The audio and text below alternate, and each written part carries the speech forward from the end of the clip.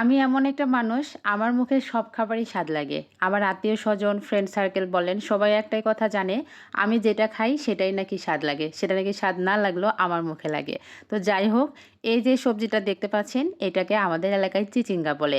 আমার এই সবজিটা মানে পৃথিবীতে যত রকমের সবজি আছে, মানে আমি যে সবজিগুলো ট্রাই করেছি, এই সবজিটা আমার একদম পছন্দ না। কিন্তু কি করার, আমার হাসব্যান্ড পছন্দ করে। তো মাঝে মাঝেই নিয়ে আসে, আর আমি যেভাবে রান্না করি এটা আজকে আপনাদের সাথে শেয়ার করব। আমার হাসব্যান্ডের আবার ভীষণ পছন্দের। ওই যে একটা কথা আছে না যে বউয়ের যেটা ভালো লাগে না হাসব্যান্ডের সেটা ভালো লাগে, হাসব্যান্ডের যেটা ভালো লাগে না বউয়ের সেটা ভালো লাগে। তো কি করার, আমি এই চিচিঙ্গাগুলো এই উপরের যে পাতলা আবরণটা আছে এটা একটা চাকুর সাহায্যে উঠিয়ে নিয়েছি, একদম চাক করে কেটে নিয়েছি। এই চিচিঙ্গাগুলো আজকে আমি ভাজি করে দিব তাকে। তো আমি প্রথমে ভালো করে কেটে ধুয়ে পরিষ্কার করে নিলাম। এখন এর মধ্যে সামান্য একটু হলুদের গুঁড়া আর লবণ দিয়ে ভালো করে চটকে নিতে হবে। এইভাবে চটকানোর কারণে এর মধ্যে যে একটা এক্সট্রা পানি থাকে, এই পানিটা কিন্তু বের হয়ে যাবে। আর এটা যখন কষলাতে থাকবো তখন কিন্তু এটা অনেকটা কমে যাবে। দেখেন কতগুলো ছিল, কতটা কম হয়ে গিয়েছে। এখন চিপে চিপে পানিগুলো ফেলে একটা বাটিতে করে উঠিয়ে নিলাম। তবে আমি যে পরিমাণ হলুদের গুঁড়া লবণটা ব্যবহার করেছি, পরবর্তীতে চেক করে কিন্তু হলুদ বা লবণ ব্যবহার করা যাবে। এখন চলে আসছি এই চিচিঙ্গাটা ভাজি করার জন্য। প্রথমে কড়াইয়ে দিয়ে দিচ্ছি পরিমাণ মতো সয়াবিন তেল। তবে আপনারা কিন্তু সরিষার তেলেও এই চিচিঙ্গাটা ভাজি করতে পারবেন।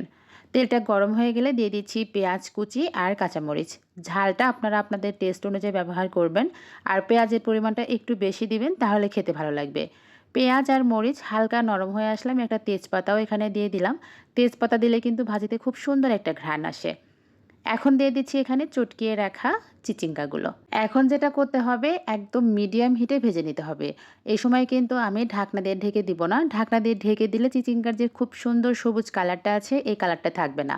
তাই আস্তে ধীরে সময় নিয়ে ভেজে নিতে হবে। আর চিচিঙ্গাটা একদম ভাজি হয়ে গেলে এখন আমি এখানে একটা ডিম দিয়ে দিব।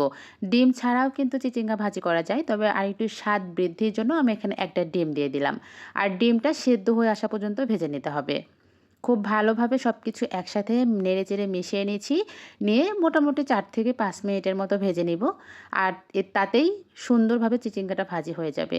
তো আমার কাছে মনে হচ্ছিল যে একটু হলুদের গুঁড়া দিলে দেখতে ভালো লাগবে, তাই আমি লাস্টের দিকে আরেকটু হলুদের গুঁড়া দিয়ে দিলাম। আর এই পর্যায়ে হলুদের গুঁড়া দিয়ে দিলে যে গন্ধ লাগবে এরকমও না কিন্তু।